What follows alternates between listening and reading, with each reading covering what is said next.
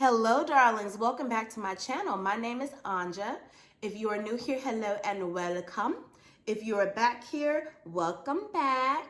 I love relaxation, I love pretty things, and I love beautiful living. And if any of those things interest you, go ahead and check out some of my videos. Make sure to subscribe. Let's be friends.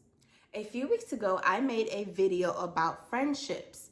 The video was titled, How to Choose Your Friends. And I thought it was important because there was a lot of superficial talk about choosing friends only based on how they look, if their bodies are nice, how they could get into the club, and y'all could pop bottles together. But it's so interesting because those friendships leave people null and void. And I feel like there is so much focus on the physical, the way that people look, that people are craving real community. They're craving like a friend.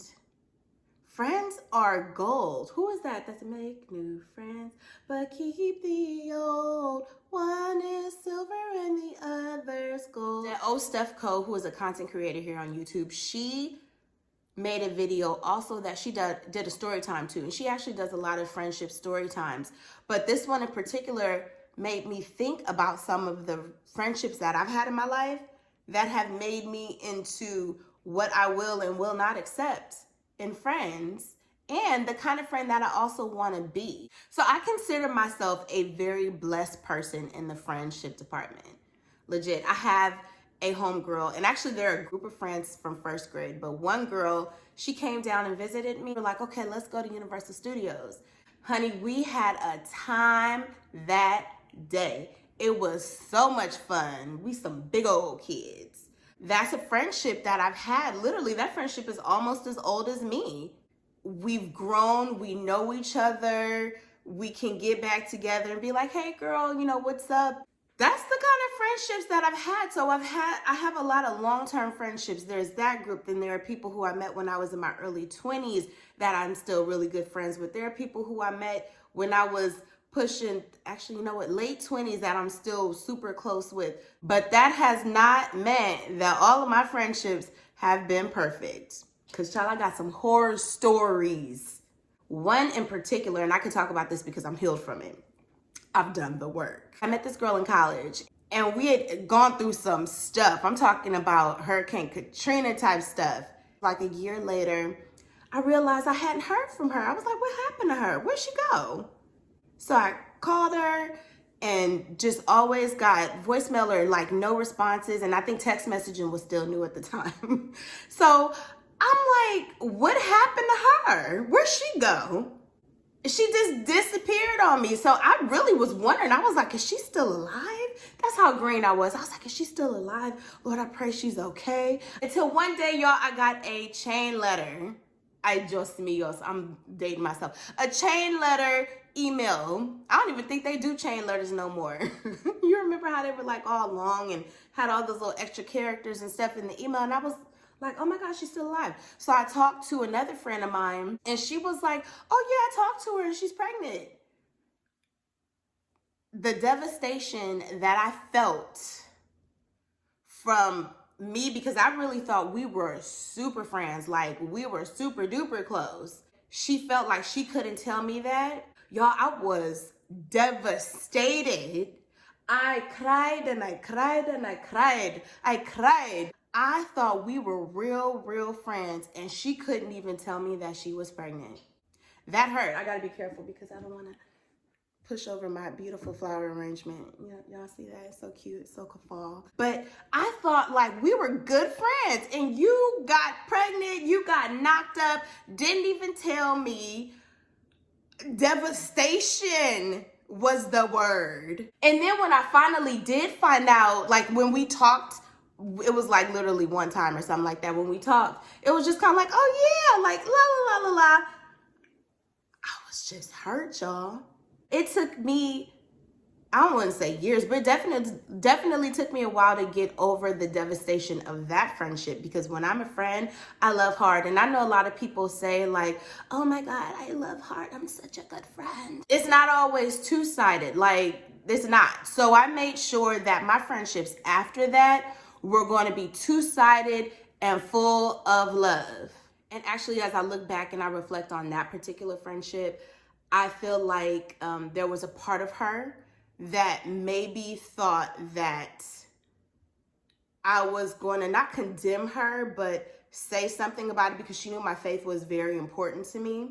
And I mean, I guess her faith was important to her. Like, you know, the guy who she was dealing with at the time, I think he was in seminary school. So it still was very green. So I think she thought that I was going to judge her, which I would never. But you can't tell somebody what to feel on the inside of themselves and what to think.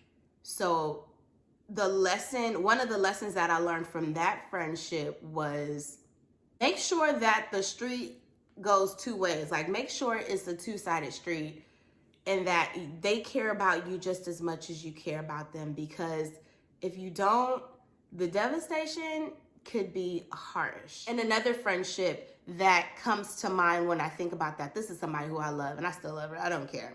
I still love her very, very deeply. It's tough because she knew me as I was. I used to be so much more hyper. Like, I'm starting to get deep into these 30s things, y'all. I'm getting deep up in there.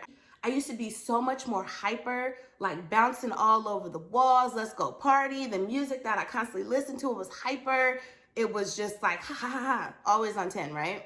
After my grandmother passed, I went through a time and season that I called the swamp. I literally wanted to move to a swamp, whether it was the New Orleans Bayou or the Florida Everglades or whatever it was. I didn't care. But what I realized is that it was also just kind of like a time for me to cultivate spending time alone. As I was alone, I just mellowed out.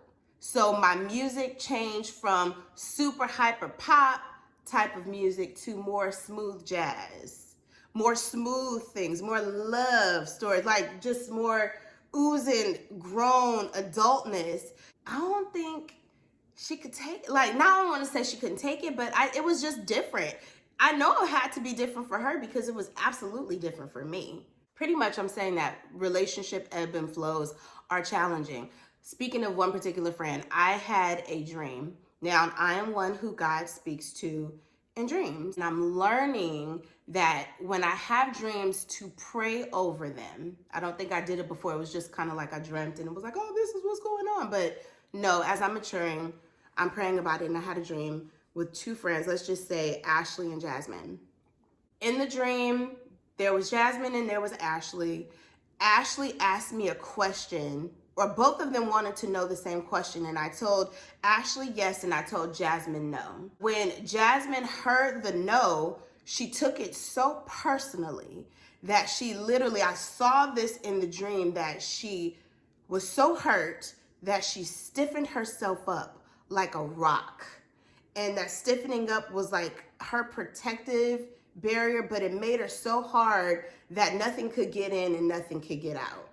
Realizing now that God is like, you have to pray for that person, because people deal with a lot of things. They deal with a lot of trauma. Sometimes we bring up the trauma of other people's past, obviously in relationships. There are so many things. There's a spirit of offense, there's trauma, there's all of these things that need to be healed with that person, and sometimes they don't know how to handle it.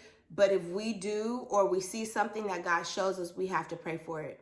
And that's what being helpers one to another is praying for our brothers and our sisters. We're just all in this together, because if I was in the place that friend Jasmine was in, I would want somebody to pray for me as well. So I think about that stuff all the time.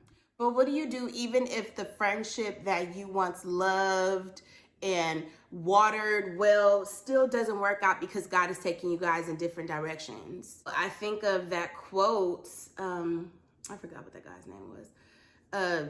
Something Lord Tennyson, Alfred Lord Tennyson, I believe his name is. But the quote is, better to have loved and lost than not loved at all. I can remember that from both of those friendship scenarios that I talked about, there were things that I learned that cultivated the person who I am today. And I have to say, I rather like her.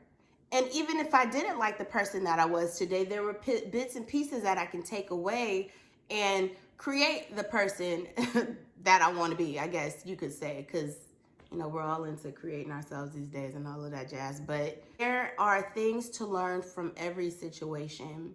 So it is always better to have loved and lost than not ever loved at all. Not everybody is called to be our friends forever and ever. And that's something that I had to learn the hard way, because when I meet you, I'm like, oh my God, I love you. Let's be friends. We belong together. That's not it.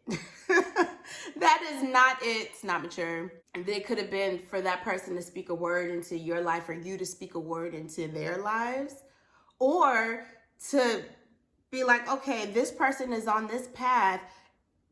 I like that path. I think that's the path or a similar path that I need to be going on. So it's challenging.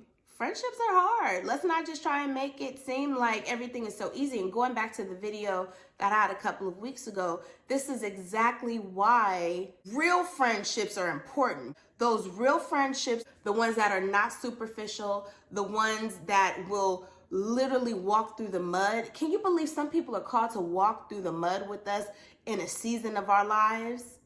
That blows my mind, but that is absolutely what they're called to. Some people are called to for in that season. That all just ties into friendships and relationships that are tough, because all of them are tough. Seasons change, things ebb and flow.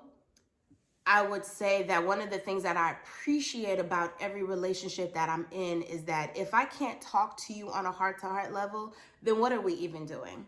Then let's just call ourselves acquaintances. And that's also a maturity thing that I've learned. Not everybody is a friend. Some people are just acquaintances. And that's cool too. We can love them in that place. But it's helped me to learn how to protect myself.